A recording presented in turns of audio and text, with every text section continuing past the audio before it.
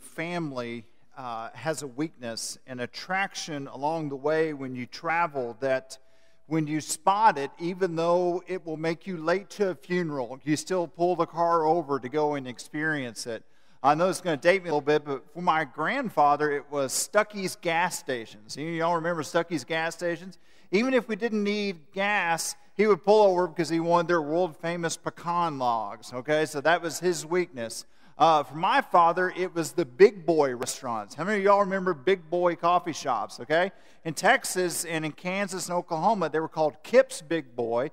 Other parts of the country, there were Bob's Big Boys. Up here, they were Shoney's Big Boys until the mid-'80s, and they dropped the Big Boy and just called it Shoney's. But they had the world-famous double cheeseburger that was kind of the precursor to the Big Mac. But they've all gone by the wayside. For our family, and in particular my wife, it's an outlet mall. I don't know how many of you guys are this way. There's just something about rifling through stuff that comes directly from the manufacturer that can't be sold in the mall, but man, we have to get it here. And outlet malls have changed a lot. I actually was reading an article the other day. Most of the merchandise that you find there was produced to be sold at a discount rate at these outlet malls. Sometimes they use lesser stitches or lesser materials, but they're not the true bargains they once were. But when they first came into existence, you kind of walk in and some of them were overstocks, but the majority of them are what they called factory seconds. Does this resonate with you at all? And so you would look up and every garment had some type of a flaw. And so maybe it was a dress shirt that some of the stitching was pulled aside, so you go, aha, there's the flaw. For others, it was a skirt that had a discoloration mark, or a pair of shoes that had a scuff. And so they couldn't sell it as first-run stuff, and so it had to be sold as a factory second. And so you'd pick up this garment, you'd identify the flaw, and then you'd say, can I live with this? And is this flaw worth the discount I'm receiving? If it was, you'd take it up and you'd buy it. Otherwise, you'd say, nah, I'm going to throw that back in the bin. I can't live with that. Even with that discount, I'm not going to go out of the store with that item. And I got to thinking that sometimes we do that with people, don't we? We're in kind of the political season now, and so we're in the process of vetting candidates. And so whether it be at the local level, state level, or national level, you start looking at a candidate, and you hear phrases like, well, she has kind of a checkered past, or well, his voting record isn't fantastic. Well, I think he'd be a fantastic candidate, but he's got a lot of baggage. And so you hear these things, and so what you're trying to do is identify not only a job that they would do, but what are their flaws? What are their weaknesses?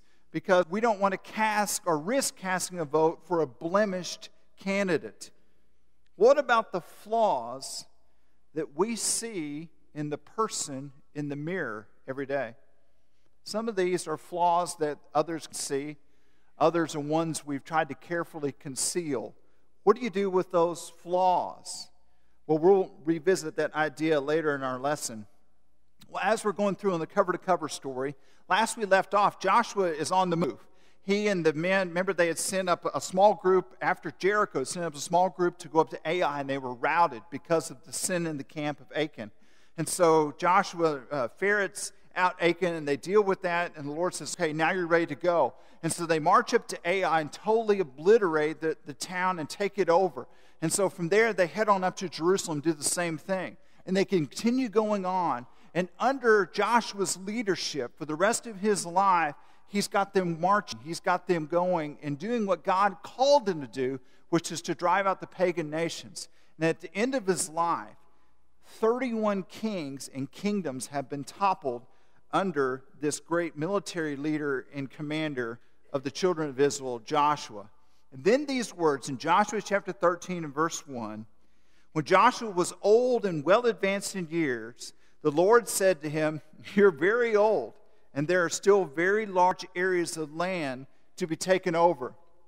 So in Joshua chapter 23, he pulls people together and says, getting a little long in the tooth. I know my days here are limited. I'm over 100 years old. We've got to realize that I'm not going to be your leader for much longer, but I want you to continue the fight. I want you to continue. We purposed in our hearts to do. we have agreed to do this under God's covenant. And so he challenges them to do that. And he says, gives them a warning. He said, if you allow these people to remain among you, if you allow them to stay here, he said, they're going to be a scourge on your back, like a whip going after. They're going to be a thorn in your eye that you just can't get out.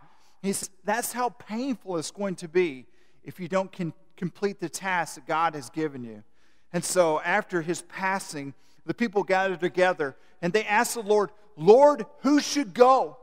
He says, the tribe of Judah, the Lion of Judah. I want you to lead the charge. And so the men of Judah said, okay, we're ready to go. And so they grabbed the men of Simeon and they start heading out. And so they go and they attack the next Canaanite village of the Canaanites and Perizzites at Bezek, then to Hebron and Debir, and then to the hill country of Zephath.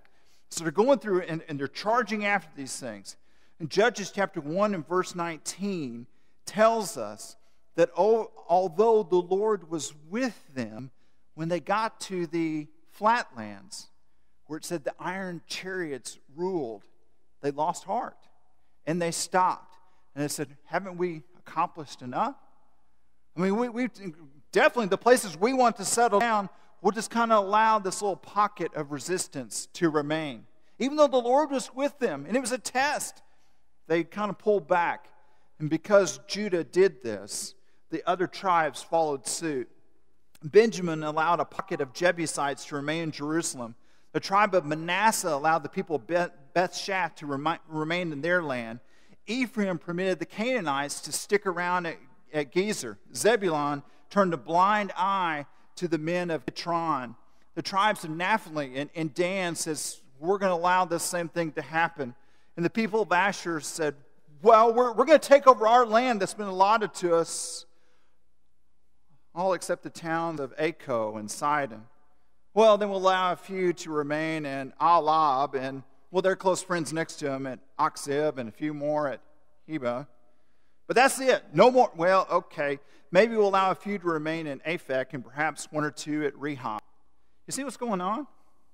They're saying it's too difficult to continue fighting.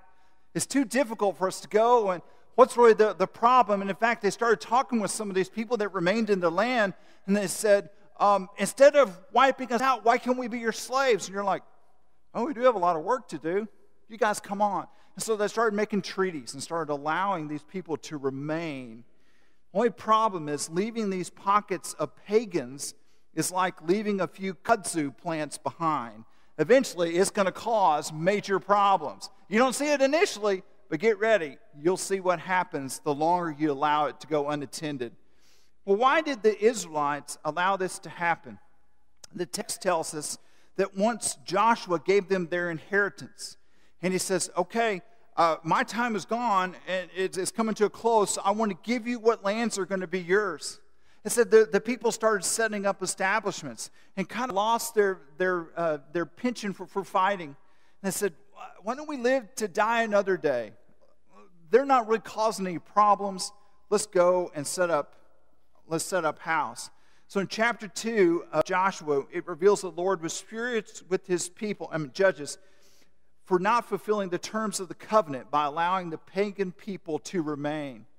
And it wasn't just that generation, but we also saw what happened the generation to come.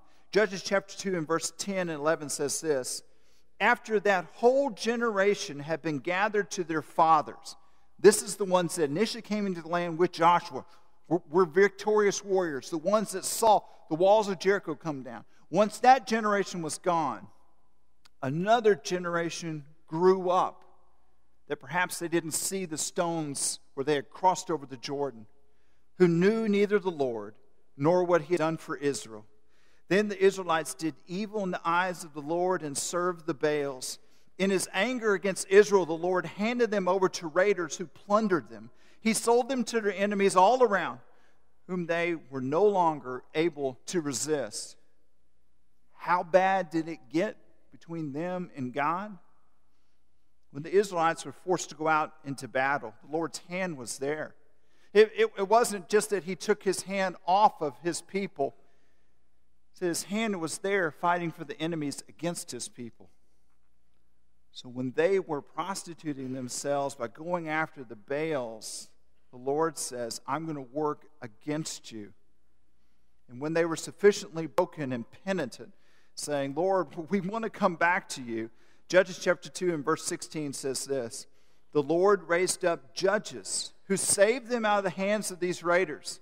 But when the judges died, the people returned to their ways, even more corrupt than those of their fathers, following other gods and serving and worshiping them. They refused to give up their evil practices and stubborn ways. So the rest of the book of Judges is kind of this cycle that goes on for several hundred years of the people being in right relationship with God. But because the Canaanites and other people have been allowed to remain and kind of infiltrate and allowed where my daughter will go marry one of your sons and your daughter will come marry one of my sons, and you have this mixing, that you start to see society breaking down and people going after this way. And so the Lord's saying, I've had enough, and sending in foreign oppressors to take them off and enslave them. And so the people crying out, and he sends in a judge who brings them back and drives out the military force and provides peace in the land, only for the people to stray again. You know, we could easily spend the balance of our time talking about what's going on here in the United States and how we've kind of strayed from some of our Christian roots and what God would have us to do. We can also spend a lot of time talking about the problem that in our own lives, there have been times where God come in and rescued us, and we've been in right relationship and covenant with Him, only to kind of stray, and then for us to go through some times of being separated from God, and us to cry out. And we understand the problem. What I want us to do is focus our time on God's solution, what God chose to do through the judges. Who were these men and women of faith? Who was this ragtag group of 12 that God called out to lead and guide His people through kind of a wild, wild west time of Israel's existence, of lawlessness that was happening around us? I want us to take a look really quickly at four of the judges. There are four of the more popular ones. The first was Deborah. Well, who was she? Well, she was an incredible woman. She was, at the time, a prophetess who was willingly able to lead Israel. And not only could she see and hear what God was instructing for the people, but she also had a tremendous heart for the Lord and also incredible leadership skills that people were drawn to her.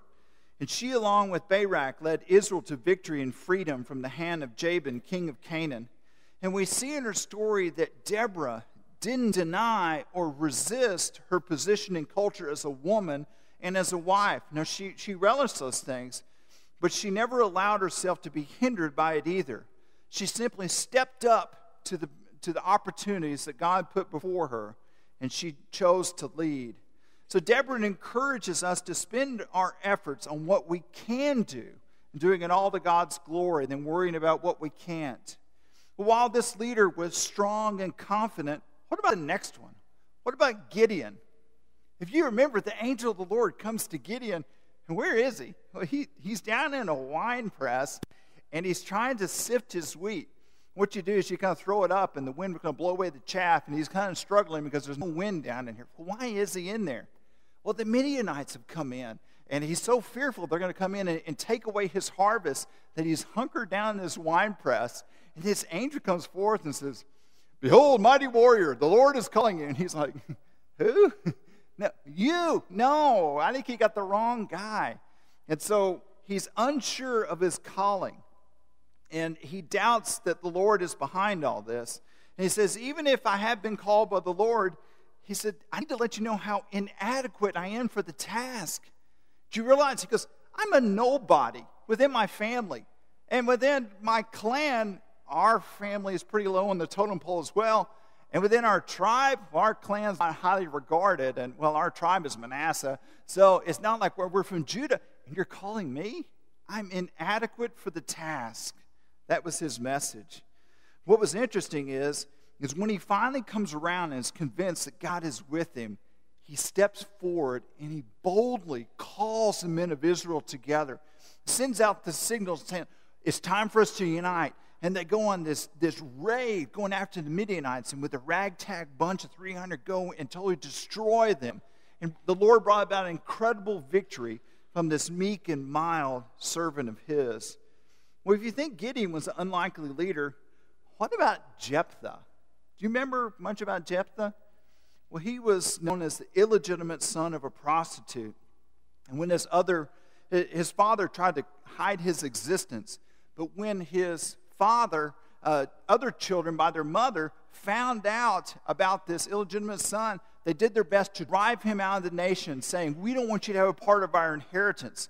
So he grew up as an outcast. He grew up as someone that had been marginalized and sent off to the foreign land. But he grew into a pretty powerful fighter.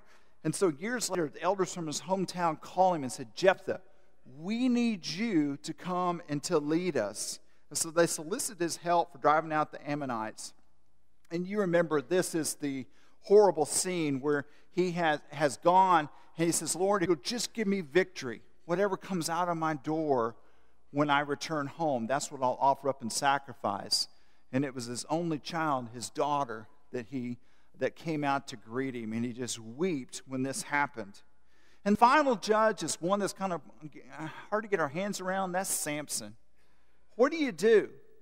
Well, Samson wasn't like Jephthah in that he was an outcast. And in fact, he was chosen from birth to be this child of promise. God told his parents, we're going to raise him up. He's going to be a powerful leader to drive out the Philistines. And so they knew from the very beginning what his future was going to be. And unlike Gideon, the kind of coward when he's facing opposition, Samson's like, hey, you want to fight? I want to fight. I see you looking at me. Come on, let's go. And so he's ready to go, ready to take the fight to anyone that looks at him square. So Samson readily displayed not only his strength and power that were incredible from the Lord, but he also readily displayed his carnal weakness that brought about his demise. But ultimately, he accomplished what God called him to do. You know, I got to thinking this week, reading through these stories of the 12 judges, what a diverse group they were. And I'm like, well, what do they have in common? Why would God choose this type of leader for this situation and another for another situation? The other thing I got to thinking about in reading some of their descriptions is not one of these judges would be qualified to serve as an elder at this congregation. You think about that? Let's look at 1 Timothy chapter 3 that kind of lists some of the qualifications. I won't just hit a few, kind of show you what I'm talking about. Well, one of the first ones is husband of one wife. Well, Deborah's out, okay? And then you have Gideon. Gideon had multiple wives and at least one concubine. Jephthah, we assume, just had one wife, so he gets a check mark. And Samson, well, he got around a lot, okay? How about respectable? Well, Deborah gets a check here because she was well regarded throughout the land. But Gideon, before his victory and before his calling, definitely wasn't held in high regard. In fact, he was seen as one of the lowest people in the land. And then we have Jephthah that we already talked about. They got kicked out of his own country. And then Samson, even his own men tied him up and handed him over to the enemy going, he's kind of a problem for us. Can y'all just take him? And so they tied him up. What about not violent but gentle? Okay, they all fail that, okay? Not a lover of money. Well, we know that after Gideon brings about this great victory, people are like, Gideon, what do we need to do? And he's like, why don't you give me your jewelry? Bring your bracelets and stuff, and we'll offer it up to God. And so what does he do? He crafts this incredible gold ephod for him to wear. In fact, they put it on display, and people actually started coming and worshiping it as an idol. Samson, well, he had a penchant for fine clothing. We'll just say that. Okay, what about obeying children? Don't know about Deborah. We know about Gideon's son by his concubine, Abimelech, who goes in and kills 70 of his brothers after Gideon's death. Jephthah had a believing child, even to the point of, okay, Father, I'll go and be a sacrifice. Don't know if that's positive or not. But you're looking through some of these qualities and others that are listed in what you would want in a shepherd. You're like going, they fail. They couldn't make it through the running. So you're wondering why in the world God would call these people. What did he see in them? Well, I want to suggest that their greatest weakness became their needed strength. You know, when Barak asked Deborah to go into battle, she warned him. She's like, if I go into battle with you and the Lord brings out great victory, they're going to say, well, the victor was turned over to a woman. But in fact, the text tells us that when Deborah brings about this great victory in Judges chapter 4 and verse 23, it says, on that day, God subdued Jabin. So perhaps with Deborah along the way, it took some of the focus off of Barak and the glory was given to God. Well, same thing with Jephthah. By using an illegitimate son of a prostitute to come in and rescue God's people, he's reminding them, look at what you've done with the Baals. Look at what you've done erecting these Asherah poles. You have prostituted yourself unto the nations by pursuing these other gods. How about Gideon? Why would he choose this weak and timid leader? Judges chapter 6, verse 14 through 16 says this. When he's calling him, the Lord turned to him and said, go in the strength you have. Save Israel out of Midian's hand. Am I not sending you? But Lord, Gideon asked, how am I to save Israel? My clan is the weakest in Manasseh, and I'm the least in my family. The Lord answered, I will be with you, and you will strike down all the Midianites together. What advantage do they have by Gideon being this weak and timid gentleman? Well, if you remember after the whole fleece test, he's like, okay, I believe you're with me. What's next, Lord? He goes, first thing we've got to do is go clean house. I want you to go down to the marketplace where they have the big altar to Baal. He goes, I want you to knock it over. Right now? Yes. Can I wait till dark? Okay, wait till dark. So he sneaks in there. He knocks over this big thing big altar they have to Baal. He goes, then I want you to cut down the Asherah pole. Really? It took him a long time to carve that. Yeah, go ahead and cut it down and use it as firewood. So he's out there in the dark, and he's cutting this thing up, chopping away, and he's doing all this, and then he builds this altar to the Lord. So the people wake up in the morning, and they walk in, and they're like, they see this smoldering. They think, where's the big pole? Well, there's parts of it here still smoldering. Who did this? I said, it was Gideon. I said, let's string him up. And so this mob goes after, and they're going after Gideon. His father says, hold on just a second. If you've got this powerful God, Baal, can he not intervene in this situation? If Gideon's his enemy, can he not defend himself? And so they're like, well, good point. So they call him Jerubbaal, which means let Baal contend with him. And so you get this meek and mild gentleman named Gideon who's done this, and they're waiting for Baal to kind of rise up from the ashes, and nothing happens. Nothing happens until God steps forward to take this meek and mild and timid man and make him into a mighty warrior that delivered them from the hand of the powerful Midianites. God used his weakness to bring about glory to his name. Like, okay, that's good for the first three. What do you do with Samson? How is his weaknesses used to God's glory? He was a bad man. He broke his Nazirite vow and pretty much all the 10 Commandments as well. He was actively working against God's intentions. We see in the beginning of the story, he had desire for foreign women, which was against God's law. God said, don't intermarry with them. Well, how's that weakness of strength? We read in chapter 14 that Samson sees this Philistine woman and wants her for his wife. So he goes and he says, Mom and Dad, I want you to go get her. And they're like, that's against the law. It's against God's commands. Let's see what he says in Judges 14 and verse 4. But Samson said to his father, get her for me. She's the right one for me. Literally, she's the right one in my eyes, as opposed to what God's eyes are. His parents did not know that this was from the Lord, who was seeking an occasion to confront the Philistines, for at that time they were ruling over Israel.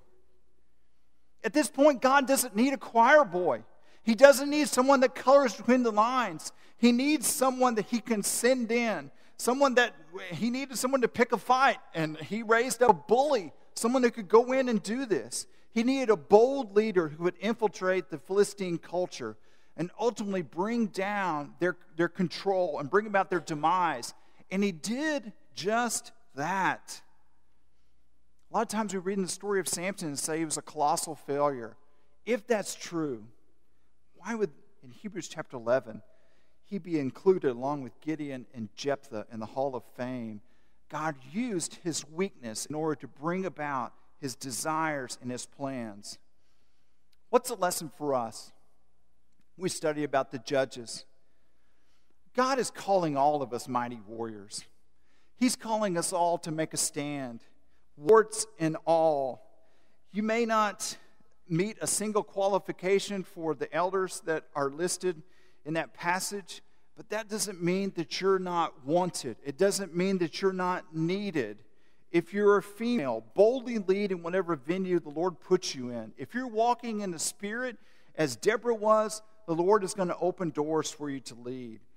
If you're divorced from your spouse, that doesn't mean that you're divorced from serving in the kingdom. You're not damaged goods. If you're a social outcast, go read the story of Jephthah and see how after years and years of being ostracized, the Lord said, your time is now. God called you forth. If you're struggling with a vice, like obviously Samson was, pray that God will bring about glory to his name by leading you to victory. I'm not calling us to champion a life of sin. I'm calling us to say that the sin in our lives does not ostracize and push us away from what God's calling us to do. In the meantime, put in a good word for the Lord at your support meetings. Your sin and shortcomings don't move us over to the bargain bed. We don't lose our value. It's important we understand this, because our value comes not from externals that the world says are important. It comes from what's happening on the inside, what Jesus Christ has done for us, and the work that the Spirit is involved in transforming us from the inside out. That's where our value comes. You know, when we think about the cross of Christ, there are a couple different things that we can look at. You know, if we think about the cross, we need to be humbled that we were so bad, so evil, so unholy, that the Lord had to send his Son for us. We need to relish and understand that. But at the same time, we need to embrace that we are so loved, so cherished by our Heavenly Father. He sent his one and only Son. See, there's so many people saying, oh, I'm just miserable. I'm just so glad the Lord gave me our salvation. That's only going halfway. We've got to say, because we are loved, we are emboldened because of what Christ has done within us. Tim Keller reminds us that that's the message of the gospel. Like the judges, we are radically loved in spite of our flaws. We're radically loved in spite of our flaws. We need to realize that cracked vessels still carry water. We need to realize how powerful that is. When we think about our relationship with God, it's not what we've done in our past, it's what Jesus Christ has done in our past. He's not looking at our lives, he's looking at the life of Christ. We realize that we're dependent not upon our record, but on what Jesus has done on his record. It's not our performance, it's what Christ has done in our lives. Martin Luther once said, when we truly understand the gospel message, we will be simultaneously righteous in the sight of God while remaining broken and flawed in ourselves. Do you understand that? When we look in the mirror and see our flaws, we need to see Jesus Christ, because that's what the Lord sees in us. If we're united with Christ, he sees not our flaws, but Jesus Christ living in us. So yes, we can understand where we've come from, but we need to realize what God sees in us, because if we don't, we'll forever sideline ourselves based on our flaws. The Lord fills in those flaws through Jesus Christ, and that's the good news. Satan wants us to sit it out. Satan wants us to pull up when we need to confront someone in the family based on well, I hate to go to him because I've got some sin and I've got some stuff going on. No, we need to realize Christ is doing a work within us, and it emboldens us to be the person God's wanting us to be. The judges, in spite of their flaws, trusted God to bring out his good work. They trusted God that they aligned themselves, warts and all, the Lord was going to bring about his glory. May we here today walk with boldness, not based on who we are, but who Christ is within us. You know, as he prepares us for works in the kingdom, may the Lord change us from the inside out.